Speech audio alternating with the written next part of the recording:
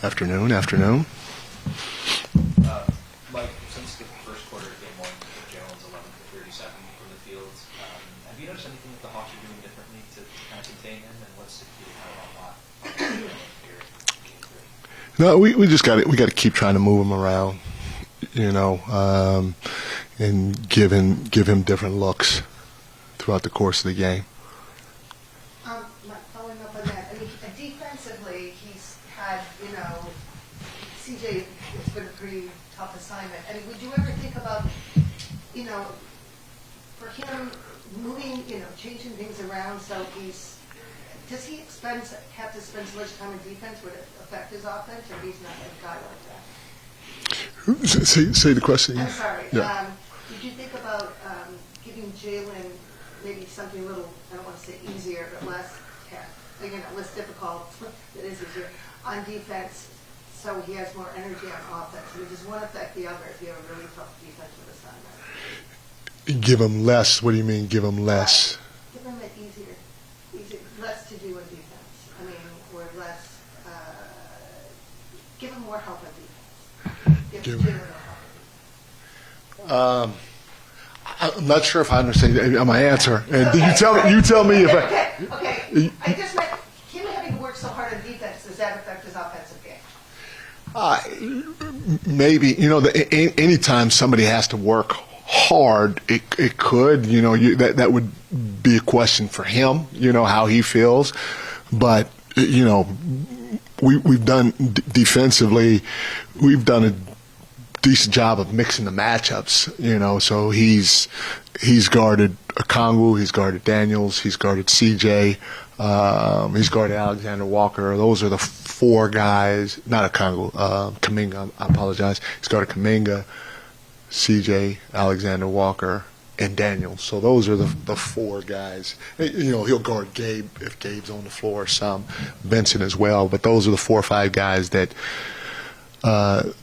he'll guard. And at the end of the game, what they're going to do, obviously, and what they did last game, they're going to bring Jalen up into a pick and roll, and we just got to make sure we keep giving them different looks, just like offensively. It's the same thing. Mike, what are the conversations like after, the way the fourth quarter ended? Just what are the conversations like in practice?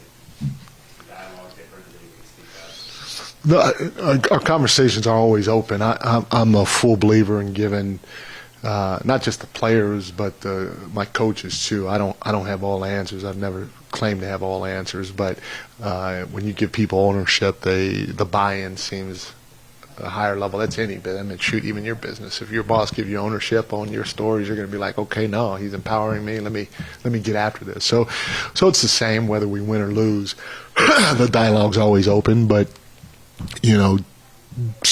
starting with me, my belief in leadership, and I've said this before, I get this from Kenneth Chenault, who's the first African American CEO of a Fortune 500 company, American Express, but it's something to the effect is you have to give hope, but define reality. So, you always try to give the group confidence and belief, even after a quarter like that, or even after a win. You want to do that, especially this time of the year. But you have to point out the things that we should be better, the areas that we should be better in. What kind of were those? We didn't execute well offensively. We didn't, starting with me, I didn't mix it up enough offensively going down the stretch. And then we didn't mix it up as well as we probably could have defensively. So there were a few things down the stretch that we could have done better. But we've been playing pretty good defense in that game. And what's not talked about enough is, we gave up a lot of paint points. I think we gave up 42 paint points in the second half defensively, and that's the worst of the year. Not of the playoffs, but that's the worst of the year for us. 42 points in the paint for a half. There's not another game, and we played some pretty good defense, but we also played some pretty bad defense at times. But there's no other time that we gave up 42 points in the paint in a half like we did in this last game. Mike, is your experience of playoffs is about 100%. Yeah, because I told our guys, going into these things are 7-game series for a reason. Everybody would like the one and done, especially lower seed teams. Want one and done, but everybody would welcome that because anything can happen in one game. And so now, they hit us in the mouth in that second half, not just the fourth quarter, but in the second half, and we have to respond. And like I said, at the end of the day, I don't know if there are many teams that have gone, 16-0 on their run. So you got to figure out how to win on the road if you expect to be who you are anyway. You talked post game about just your level of comfort in the rotations, even with Jalen and Cap on the bench. I guess over the last couple of days, as you've gone back and watched the film, is that something you'd still be comfortable with moving forward, or is that something you'd like to limit? No, I mean, first of all, anything's open to discussion offensively, defensively, maybe changing this defensively, maybe changing that offensively. I'm comfortable with all of our guys playing. No matter who the 5 is out there. But at the end of the day, just like offensively and defensively, I mean, we change both of those things halfway through the year. Anything can happen, and we're looking at when you're in the playoffs, everything should be on the table. But I do feel comfortable with what we've had. Mike, a couple more. The points in the paint issue that you mentioned. Yeah. Where do you think that came from? Is that something an execution issue that you thought came up, or was that just down to pressing? You got to give Atlanta credit. We did not execute our defense. I mean, you can see it on film.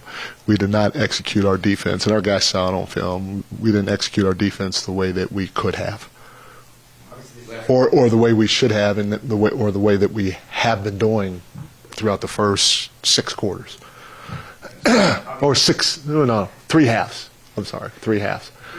Oh, 6 quarters? Hey, I was right. Jalen, see, I know math. I